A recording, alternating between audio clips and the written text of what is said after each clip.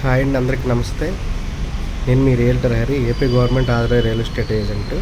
ఇప్పుడు మీకు నేను ఒక రీసేల్ ఫ్లాట్ చూపించబోతున్నానండి. ఇది మనకి 18 ఇయర్స్ ఓల్డ్. జగదాంబ నుంచి మనకు అలాగే సోమనాథ్ మెడికల్స్, ప్రహ్లాద్ కళ్యాణ్ మండపం, కేజీహెచ్కి వెళ్తాం కదండి, వన్ వే.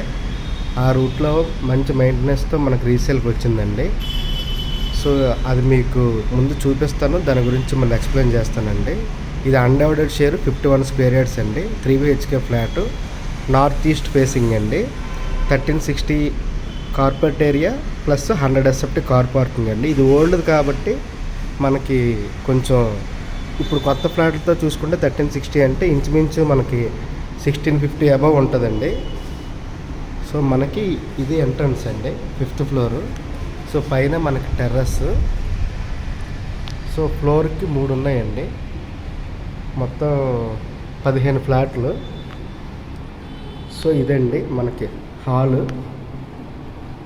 మొత్తం రెనోవేషన్ అంతా చేయించారండి, పెయింటింగ్ అదంతా. సో ఎంట్రన్స్ అండి ఇది. ఇటువైపు ఒకటండి, అటువైపు 2 ఫ్లాట్లు అండి. సో మనకి అన్డివైడెడ్ షేర్ 51 స్క్వేర్ యార్డ్స్ వచ్చింది. సో ఇదంతా మనకి హాల్, నార్త్ ఫేసింగ్, నార్త్ ఈస్ట్లో ఉందండి మనకి ఇది. సో ఇదంతా పెద్ద హాలు. సో ఇదొక బెడ్రూమ్ అండి, చిన్న బెడ్రూము. సో ఫాల్ సీలింగ్ అన్నీ చేయించారు. ఇది 5th ఫ్లోర్, మన డాక్యుమెంట్లో 4th ఫ్లోర్ అని ఉంటుంది, ఎందుకంటే గ్రౌండ్ ఫ్లోర్ నుంచి లెక్కేస్తారు. కబోర్డ్ వర్క్స్ అంతా చేయించారండి. ఓనర్స్ అప్పుడు యూఎస్ఏలో ఉండేవారు, ప్రజెంట్ అయితే ఇండియాలోనే ఉన్నారు. సో మెయింటెనెన్స్ అంతా ఎక్సలెంట్గా ఉందండి, మొత్తం మీకు చూస్తే అర్థమవుతుంది. సో మనకి ఇక్కడ బ్రష్లో చేసుకోవడానికి ఒక సింక్ ఇచ్చారండి.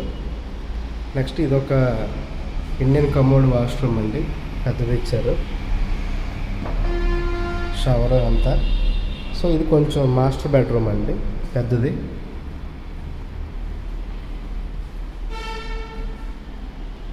చూడండి, ప్రతి రూమ్లో మనకి కబోర్డ్ వర్క్స్ అంతా నీట్గా ఉన్నాయండి.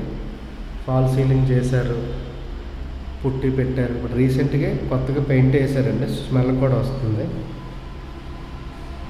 సో ఇదొక బెడ్రూమ్ అండి.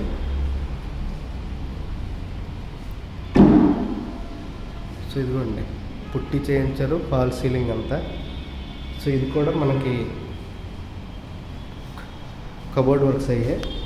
సో మీకు ఇది బయట నుంచి అక్కడ బాల్కనీలోకి వెళ్ళా చూపిస్తాను, బయటదంతా. సో ఇక్కడ ఒక వెస్ట్రన్ కమోడ్ ఇచ్చారండి, చాలా పెద్దగా ఉంది, స్నానం కార్లకి. సో అప్పట్లో పాత కాబట్టి కొంచెం అన్నీ పెద్ద పెద్ద ఉంటాయండి. ఇక్కడ మనకి యూటిలిటీ, ఒక బాల్కనీ లాగా, మనం వాషింగ్ మిషన్ అది బట్టలు ఉతుక్కోవడానికి, వాషింగ్ మిషన్ పెట్టుకోవడానికి. సో అన్నీ అండి.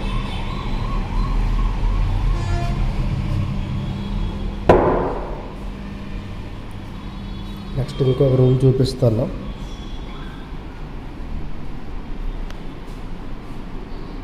సో అదేండి, మొత్తం 3 బెడ్రూమ్లు కదా. ఇదంతా హాలు, ఇదొక మామూలు చిన్న బెడ్రూము కిడ్స్ది, ఇదొక మాస్టర్ బెడ్రూము, ఇదొక బెడ్రూమ్ అండి. సో ఇక్కడ ఒక అటాచ్డ్ వాష్రూమ్ ఉంది ఈ రూమ్కి. అలాగే ఈ రూమ్కి లోపల లేదు కానీ బయట ఇచ్చారండి వాష్రూము. నెక్స్ట్ ఇందులో వాష్రూమ్ లేదంటే 2 వాష్రూమ్లు ఇచ్చారు, 3 BHK. నెక్స్ట్ మీకు కిచెన్ చూపిస్తానండి. సో ఇది కిచెన్ అండి, మనకు ఆ ఓల్డ్ మోడల్ కిచెన్ ఇలాగే ఉంటుంది. సో అన్నిటికి కబోర్డ్ వర్క్స్ అంతా చేయించారు నీట్గా.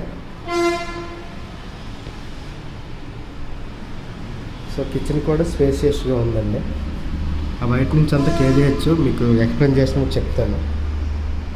సో ఇదంతా కిచెన్ స్పేసియస్గానే ఉంది. సింక్ అది.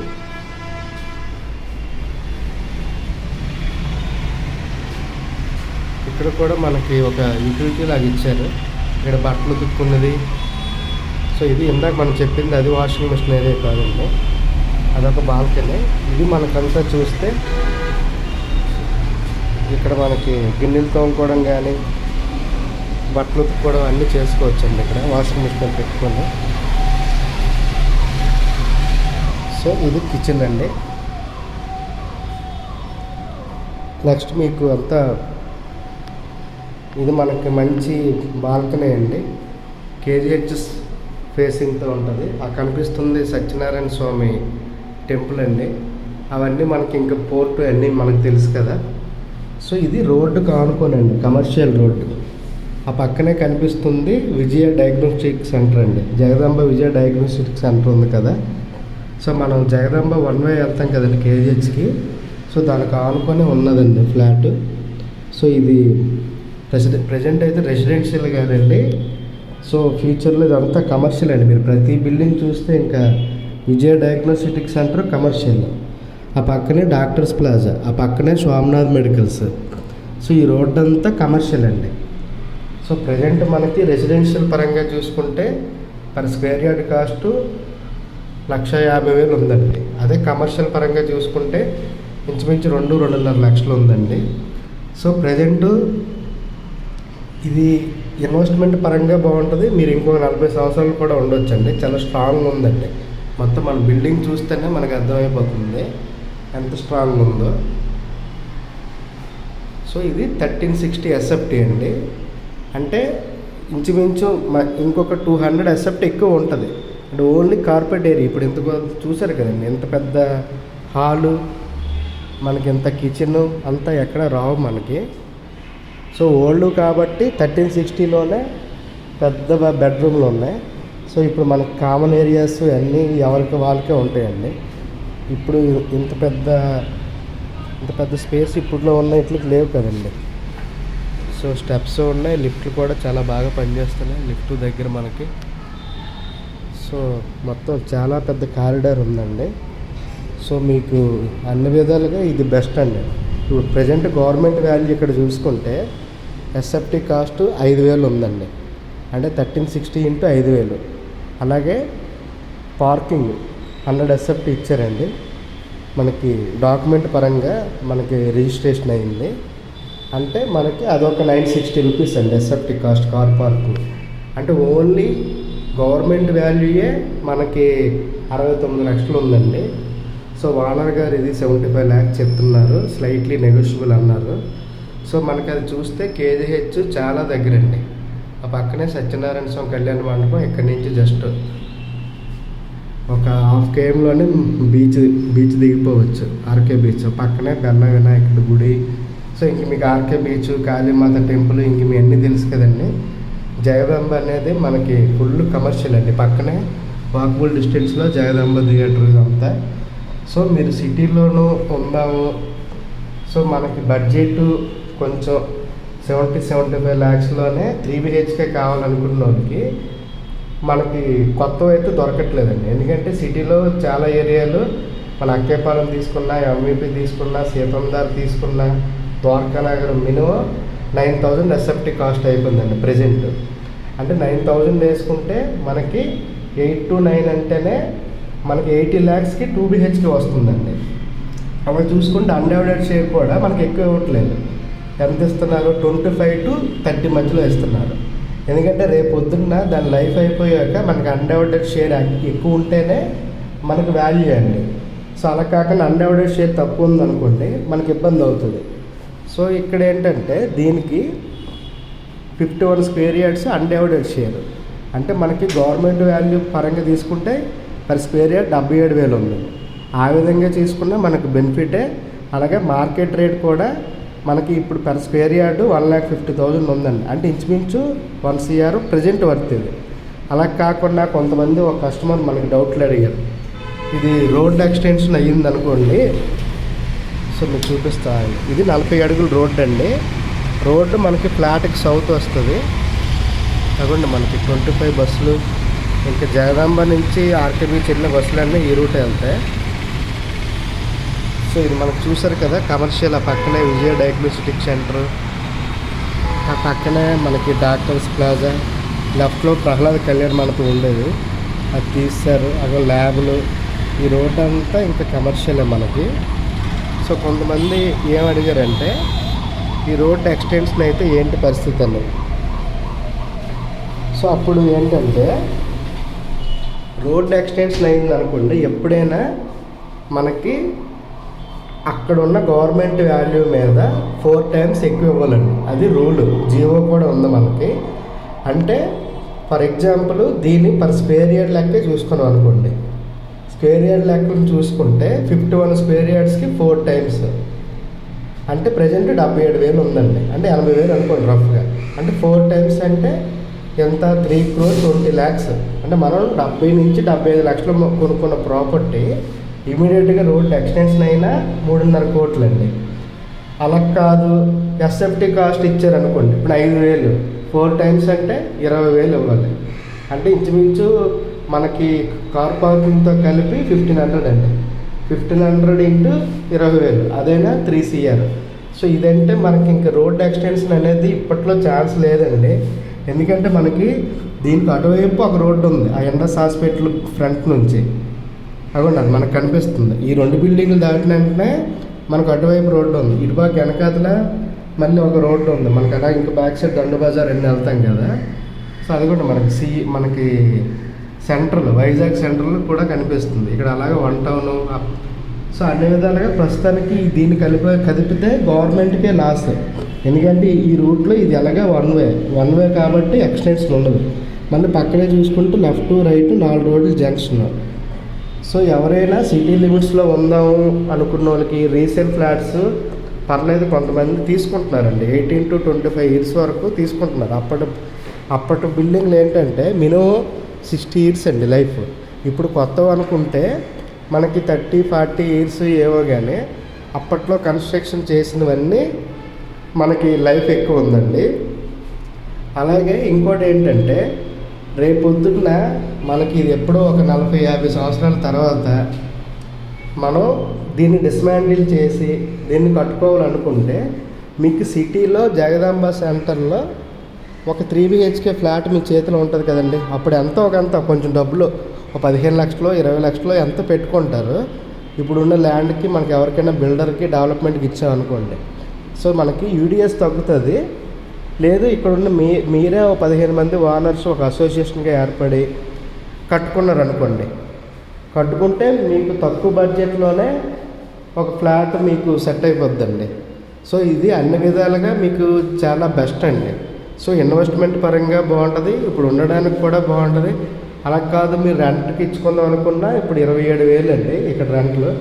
ఇందులోనే చాలామంది డాక్టర్స్, చార్టెడ్ అకౌంట్స్ చిన్నవి ఓపెన్ చేసుకొని వాళ్ళ ఆఫీసులు అన్నీ ఉన్నాయి. ఎందుకంటే ఇది కమర్షియల్ అండి, క్లియర్గా తెలుస్తుంది. ఈ రోడ్లో ఉన్నవన్నీ కమర్షియలే. సో ఇదేంటంటే మీ బడ్జెట్ తక్కువ, ఓల్డ్ అయినా పర్లేదు, ఎక్కువ అన్డివైడెడ్ షేర్ కావాలి, ఎక్కువ ఎస్ఎఫ్టీ కావాలనుకున్న వాళ్ళకి ఏది ఉండడానికి ఇన్వెస్ట్మెంట్ పరంగా అన్ని విధాలుగా బెస్ట్. నాకు వైట్ అమౌంట్ ఎక్కువ ఉంది అనుకున్న వాళ్ళు అందరికీ ఇది కొనుక్కునే ఎవరు లాస్ అవ్వరండి. ఎందుకంటే మన కాన్సెప్ట్ కొత్త ఫ్లాట్లు ఎవరైనా అమ్ముతారు, బోల్డ్ మంది ఉంటారు, 1,00,000 మంది ఉన్నారు నాలాంటి రియల్ ఎస్టేట్ ఏజెంట్లు. అలా కాకుండా ఇలాంటి కొంచెం ఓల్డ్ అంటే మీకు తక్కువ బడ్జెట్కి వస్తుంది. సో మీకు ఫ్యూచర్ కూడా అన్డివైడెడ్ షేర్ ఎక్కువ ఉంటుంది. మన దగ్గర కొనుక్కున్న వాళ్ళు 4 కాలాల పాటు మన పేరు చెప్పుకుంటారు. అలాగే వేరే వాళ్ళకి మనం రిఫర్ చేస్తారు. మనకి కమిషన్ అయితే తక్కువే రావచ్చు. బట్ రీసేల్ మీద మనం ఫోకస్ పెట్టడానికి కారణం ఏంటంటే మీకు ఆల్రెడీ చాలాసార్లు చెప్పాను, మనకు వైజాగ్లో రీసేల్ చేసేవాళ్ళు చాలా తక్కువ ఉన్నారండి మార్కెట్లో. 95% పీపుల్ కొత్త ఓపెన్ ప్లాట్స్ అమ్ముతారు. అలాగే ఈ కొత్తగా వేసిన లేఅవుట్లలో, అలాగే కొత్తగా కట్టిన విల్లాస్ అమ్ముతారు, కొత్తగా కట్టిన ఇండివిజువల్ హౌసెస్ అమ్ముతారు, అలాగే కొత్తగా కట్టిన ఫ్లాట్స్ అమ్ముతారు, గేటెడ్ కమ్యూనిటీ అమ్ముతారు. కానీ రీసేల్ చేసేటప్పటికి చాలా తక్కువ మంది ఉన్నారండి. సో మనం దాన్ని ఆ ప్రాబ్లమ్ని ఓవర్కమ్ చేయడానికి రీసేల్వి ఎంతవరకు మన ఫ్లాట్లు తక్కువ చేసాం, కానీ అవి కూడా రోజుకి ఎక్కువ వస్తున్నాయి. ఇంచుమించు ఇప్పుడు మనకి ఇంచుమించు ఒక 700-800 రీసేల్ ఫ్లాట్స్ ఉన్నాయి. సో నా వంతు నేను సింగిల్గా మనం చేసుకుంటాను, ఒక ఇద్దరు ముగ్గురిని పెట్టుకొని. సో అన్నీ స్పీడ్గా అమ్మలేము, టైం పడుతుందండి, ఒక 3 to 4 months పడుతుంది. ఎందుకంటే రీసేల్ కూడా అంత వేరంగా తీసుకోరు జనాలు, మీకు తెలిసిందే కదా. ఇప్పుడు కొత్త వీటికి బాగా మొగ్గు చూపుతారు, ఎందుకంటే చాలా అట్రాక్టివ్గా ఉంటాయి. ఏదైనా బిల్డింగ్స్ కానీ లేదా కొత్తగా వేసిన లేఅవుట్లు కానీ ఆ రంగులు ఆర్భాటాలతో కొత్తగా ఉంటాయి కాబట్టి అది కొంచెం ఫాస్ట్గా సేల్ అవుతాయి. రీసేల్ చేయడం అనేది మాది కొంచెం మా కన్వెన్షన్ స్కిల్స్ మీద ఆధారపడి ఉంటాయి. సో కొంచెం టైం పడితే అందరికీ రీసేల్ అంత వేరంగా నచ్చవు, కానీ ఈ రీసేల్ కొంచెం తక్కువకు వస్తాయి. ఈ రియల్ ఎస్టేట్ గురించి బాగా తెలిసిన వాళ్ళకి రీసేల్ కూడా తీసుకుంటారండి. ఇప్పుడు మన సిటీ లిమిట్స్లో ఎంత పెద్ద ఎక్స్టెంట్, ఇంత పెద్ద కమర్షియల్ మంచి అనుకున్న రేట్లో రాదు కదండి. సో అలాగే ఈ ప్రాపర్టీ కాదు, మనకి చాలా ప్రాపర్టీస్ రీసేల్ ఉంటున్నాయి. సో మీరు చూసుకోండి, మీకు బడ్జెట్ ఎక్కువ ఉంటే మీరు కొత్తవి తీసుకోవచ్చు. లేదు మన బడ్జెట్ తక్కువ అనుకుంటే ఇప్పుడు ఏముందండి, ఒక 15 to 25 years అనుకుంటే మనకి ఎస్ఎఫ్టీ కాస్ట్ గవర్నమెంట్ వాల్యూ ఎంత ఉంటే మ్యాక్సిమం అంతకు వస్తాయండి. మరీ 15 years 7 years లోపు అయితే present market rate SFT cost ఎంత ఉంటే అంతకే వెళ్తాయి. అలాగే ఒక 10 to 15 years అంటే కొంచెం తగ్గుతుంది, అంటే కొత్త ఎస్ఎఫ్టీ కన్నా. అదే ఇప్పుడు మనకి మోర్ దాన్ 15 years దాటింది అనుకోండి, మార్కెట్లో గవర్నమెంట్ ఎస్ఎఫ్టీ కాస్ట్ ఎంత ఉంటే మ్యాక్సిమం అందుకు వస్తుందండి. సో మీరు ఒక 25 years వరకు తీసుకోవచ్చు. అన్డివైడెడ్ షేర్ ఎక్కువ ఉన్న ఫ్లాట్లు తీసుకుంటే మీకు ఫ్యూచర్ దాని బెనిఫిట్ ఉంటుందండి. ఎందుకంటే ఒక 20 సంవత్సరాల తర్వాత ఇప్పుడు 2 లక్షలు ఉందనుకోండి ఎస్ఎఫ్టీ ఇక్కడ పర్ స్క్వేర్ యార్డ్, 20 సంవత్సరాల తర్వాత మనం ఎంత వద్దనుకున్నా ఒక 5 లక్షలు అవుతుందండి. జగదాంబ ఏరియా సిటీ ఎంత మనకు అటువైపు డెవలప్ అయినా దీన్ని వదిలేసి వెళ్ళిపోరు కదండి జనాలు. ఇది కూడా మొత్తం మెయిన్ మనకి సిటీలో అటు నుంచి వచ్చినా ఇక్కడికే వస్తారు. ఇంకా అన్ని హాస్పిటల్స్, అన్ని ఫెసిలిటీస్, స్కూల్స్, మనకు కావాల్సిన మొత్తం ఈ అన్ని రకాలుగా కేజీహెచ్లు, ప్రభుత్వ పరంగా ఉన్న ఆఫీసులు, ఇక్కడ ఆంధ్ర యూనివర్సిటీ అన్ని సరౌండింగ్స్లో ఉన్నాయి కాబట్టి సో ఖచ్చితంగా సిటీకి ఉన్న డిమాండ్ ఎవర్ గ్రీన్ ఎప్పుడు ఉంటుందండి. వైజాగ్లో మనం ఏది తీసుకున్నా ది బెస్ట్. సో ఇది వీడియో ఫ్లాట్తో పాటు రిమైనింగ్ విషయాలు ఎక్స్ప్లెయిన్ చేయడం కోసం. రీసేల్ ఎక్కువ అమ్ముడు అవ్వట్లేదు, సో మనకి ఓనర్స్ నుంచి ప్రెజర్ ఎక్కువ అవుతుంది. సో ఇందులో ఉన్న ప్లస్లు మైనస్లు అన్నీ చెప్తున్నా. అంటే ఈ ఒక్క ఫ్లాటు ఈ వీడియో చూపిస్తూ ఈ కంటెంట్ మొత్తం చూసిన వాళ్ళకి రీసేల్ కూడా ఫ్లాట్లు తీసుకుంటే మనం నష్టపోము, అలాగే రీసేల్ కూడా ఓపెన్ ప్లాట్స్ తీసుకుంటే నష్టపోము అనే విషయం మీ అందరికీ తెలియజేయడం కోసం కొంచెం ఇది లెంతీ వీడియో చేశానండి.